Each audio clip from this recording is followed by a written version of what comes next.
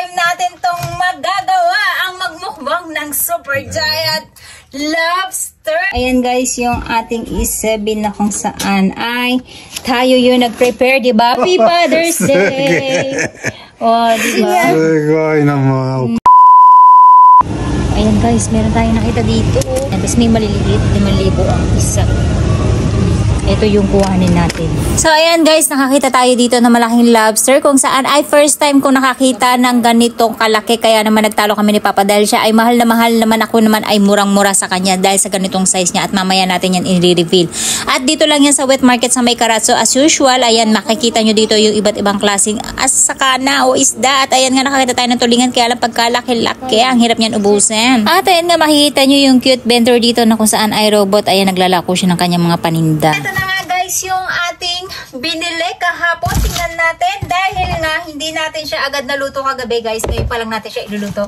Jajan! Ganyan siya kalaki. Labas natin para masaya. Hindi ko agad kasi siya naluto guys dahil pumunta ko sa baking school natin at dahil nalusaw na yung yellow niya kagabi, so naglagay tayo ng mga frozen food natin at ganyan siya kalaki guys. Look! First time natin tong magagawa ang magmukbang ng super giant lobster. Alam nyo ba guys, nag-aaway kami ng asawa nito kasi ayaw niyang bilhin dahil nga namamahalan siya. Pero ang lola nyo ay murang-mura sa kanya. Alam nyo kung bakit, kasi yung 500 grams lang nito ay nagkakahalaga na siya ng 5,000 yen. Samantalang ito guys ay 2 kilo ay nabili lang natin siya ng isang lapad. Kaya naman nagtatalo kami na papa kasi namamahalan nga siya. Kaya titingnan natin kung magkano yung kikitain ng video natin sa pagkain ng lobster na to. Kung kaya niya bang bayaran yung ating nagastos dito. Medyo pricey talaga siya kung iisipin natin. Pero kung titingnan natin siya kung gaano kalaki ay sulit na sulit yung isang lapad at 1,000 mahigit natin. Ayan. Ang laki niya guys! Yan, napakalaki talaga niya at talagang sulit na sulit tayo. Ayan, oh. Diba? Yan ang totoong lobster na giant talaga. At dahil nga, kain tayo niyan, tara, at isasashimi natin yung part na to. And then yung ulo niya guys ay i-display na muna natin. After that, ay iihaw natin. And then, saka natin siya gagawing soup. Para lahat ng klase ng luto matikman natin. Kasi nga si Papa ay iba yung gusto niya, ako iba yung gusto ko. Yeah. Papa Sojisuru. Ayan guys, tingnan nyo ba naman yung kamay na yan, oh. Malaki pa sa mukha ko, di ba? At hindi ko alam kung ilang taon na yan, siguro kung mga 10 years old na to. Nansay ka na eh. Yan siya kalaki guys. Tingnan natin kung gaano kadami yung makakain natin dyan, kung magkakasya ba at mabubusog tayo dito.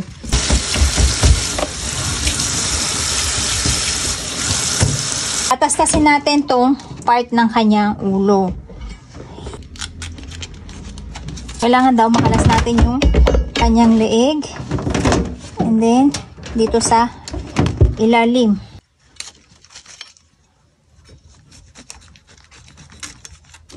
Ang tigas guys.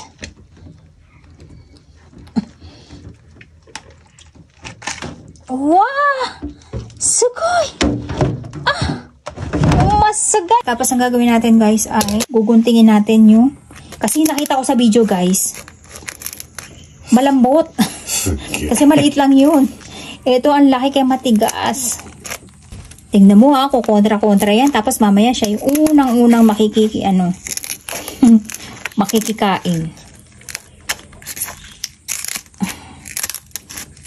Ayan. At babalatan natin siya guys. Jajan! Grabe yung karne niya guys. I-spoonin natin guys. Kasi para makuha natin ang buo. At jajan, jajarin, jari papin. Okay. Tapos yung buntot niya. Okay. Tapos, ayan, nahugot natin yung kanyang bituka guys.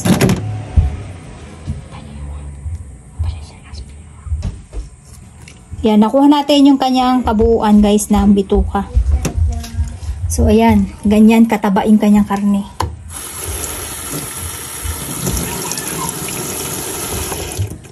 Tapos, ilalagay lang natin dito sa ating cloth. Ayan. Guys, gamit tayo ng wakame or seaweed pang garnish natin. At dry lang to guys.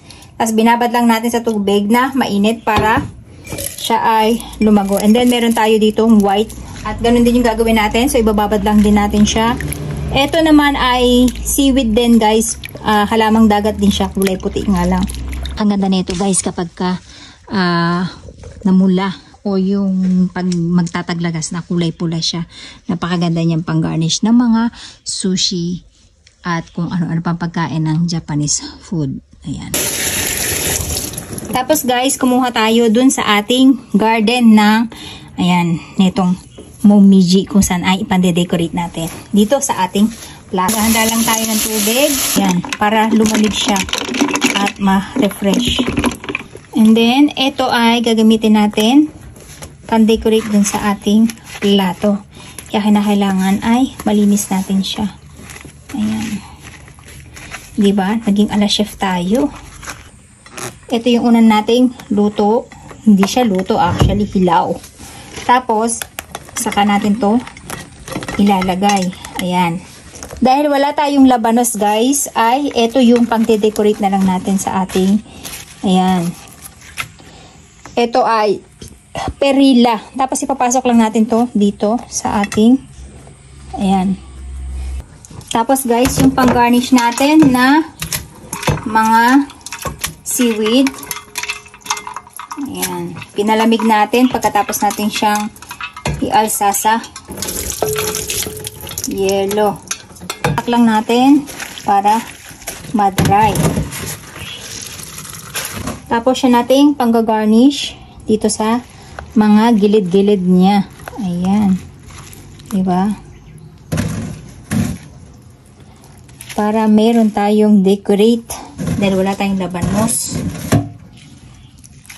Okay. Maglalagay lang tayo ng ating carrots. Nauna pang mag-garnish, diba? Kaysa dun sa ano, kaysa yung laman. Saka natin to ilalagay. O, diba? Para tayo nasa restaurant. Ito naman yung pang shabu-shabu natin na soup guys, kung saan ay magpapakulo lang tayo ng ating combo. Yung isa pa nilang seaweed dito sa Japan. Ayan. Tapos lalagyan lang natin siya ng asin. Ayan. Simple lang. Asin lang yung panimpla natin sa kanya. Lalagay lang tayo ng shanso. Okay. So ayan guys, kailangan ay dry na dry natin siya. Ayan. Natanggal na natin yung pinakailalim niya. Ayun ang gagawin natin ngayon ay maghiwa tayo ng pang sashimi. Ang lalaki. So ito guys, tinatanggal ko yung kanyang balat sa likod kasi parang makunat siya no.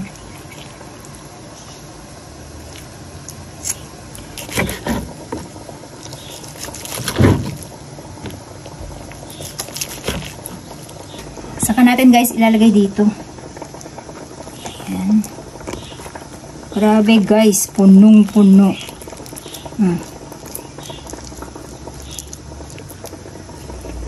So sa ating sauce guys, kukuha lang tayo ng yung dahon ng sibuyas natin na kung saan ay galing lang dito sa ating garden. Ayan. At dalawang ganito na yung kuhanin natin. Ayan. Ayan. Guys, ito yung ating salted tune o yung plum natin. Kung baga wala tayong sampalok, ito naman yung gagamitin nating sauce kung sakaling tayo ay mag-shabu-shabu. Japanese plum natin na ginawa. Ito yung pang-asim na ginagawa natin kapag wala tayong sampalok. So, ayan. Tapos hugasan muna natin to para mawala yung kanyang pagkaalat. Saka natin siya lalagyan ng konting-konting tubig lang guys. And then, pipisilin natin siya ng pinong-pino kasi sobrang asim nito guys, promise. Ito yung magiging pinaka tamarind paste na, base natin. Ayan. Ito yung daon ng sibuyas na binili natin sa Vietnam store. And then, tinanim natin para magtagal siya. Tapos, tatanim natin to ulit guys para tumubo siya ulit. Ayan. Ilalagay lang natin dito sa ating sauce na gagawin. Lalagyan lang natin guys ng garlic paste. garlic paste natin. Honey. Honey. Patis. Ting chili paste na ginawa. Hindi natin masyadong aangang kasi baka hindi magustuhan ni Papa. Tapos guys, ito yung ating luya. Ito, gamit yung ating patis. Ayan. Para kumata siya. Okay. Tapos haluin natin. Grabe guys, ang sarap. Lagyan pa natin ng honey. Honey. And then patakan pa natin ng lemon guys para maamoy natin yung aroma ng lemon. Grabe guys, ang sarap. Kumuha tayo ng gulay. Mahaba na yung ating mga lettuce kasi mainit na guys.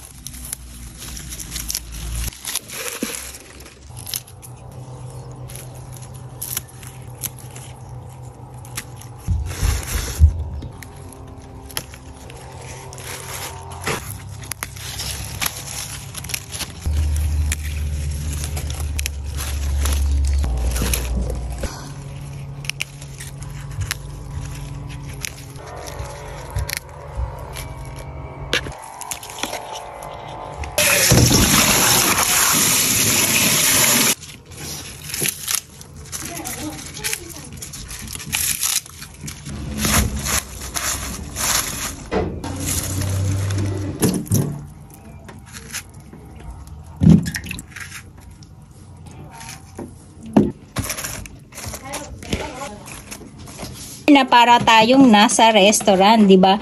Ginaya lang din natin yan syempre sa ating Google. Yan ang tulong ng may Google at may internet. Ayan, napaka-social niya, di ba? Jajan! Happy Father's Day! Oh, di ba? すごいな、まあ、おことさないで、すげえ。 Diba? 料亭かよ。 Paunahin natin si Papa kasi it's his day. いただいてみます。 Ay. 全然。 Okay ka to? うまい。 Oishi? 甘い。 Amay? Sugoi, matamis daw guys. Siyempre, titikman din natin yan. Yamacha, matabi-timite. Dozo. おい。 Baka! ねっとり。 Siyempre, titikman din natin guys. Tapos, ito yung wasabi natin plus yung toyo. So, haluin lang natin. Maigi. And itadakimasu!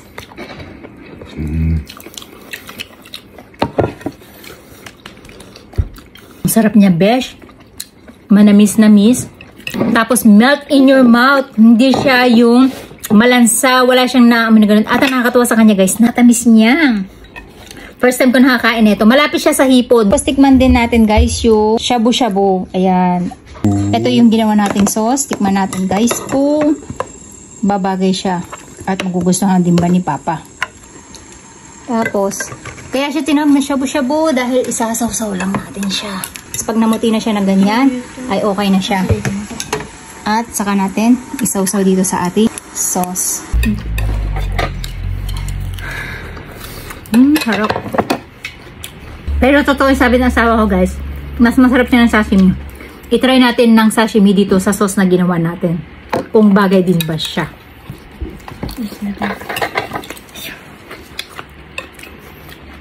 Siya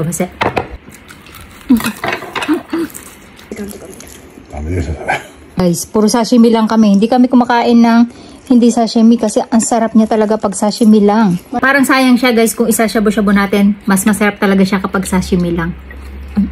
Tapos guys, yung ulo, iihaw naman natin after natin makain yung laman. Ihiwain natin to. Mas masarap kasi daw to guys kapag hinapin natin sa gitna. So eto guys, madali siyang hiwain. Hindi siya matigas. Kala mo lang siya mukhang matigas pero hindi. Ito yung matigas yung bibig niya. So ang gawin natin guys, putulin na muna natin to. Hindi naman natin yung makakain kasi payat. Tatanggalin na natin to.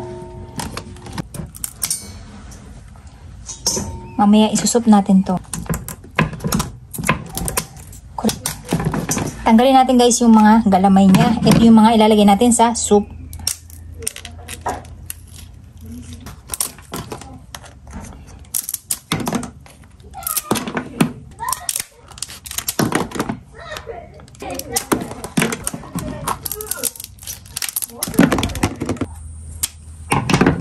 Ganyan siya, guys. Kaya ko natin siya, guys. Ayan, ganyan yung itsura niya. Ilang natin siya ng syanso tsaka asin.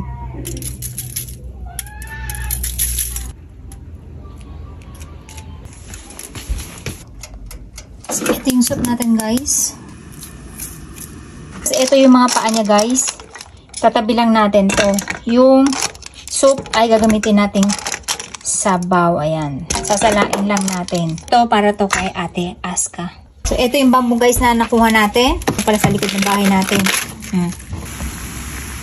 Ito yung pinaglagaan, guys, natin. Papatayin na natin yung ating apoy at ilalagay na natin tong ating itlog. Malapot na yung ating sabaw. Ito na, guys, yung extension ng ating Father's Day kung saan, ayan, inihaw natin yung ating lobster, yung ulo niya, plus yung salad natin na natira kanina. And then, ginawa nating soup, yung pinaglagaan ng mga paanong ating lobster. At syempre, magkakanin tayo. At meron tayong handang bagong isda na may sukang maanghang. So, ayan, guys, magkakanin tayo kahit gabi na kasi yung asawa ko kanina pa naghihintay dahil nagre-rest yung lola nyo. At ayan na yung ating lobster kung saan pagkalaki-laki tumutulo pa. Sobrang laki niya, guys. Parang sob na tayo. At ayoko sana magkanin kaya lang ang sarap kasi nito dahil meron tayong sukang may sili. Ayan, itadakimasu, guys. Sayang di tayo nakakuha ng pipino kanina tsaka ng talong. Ang dami ng pipino kanina.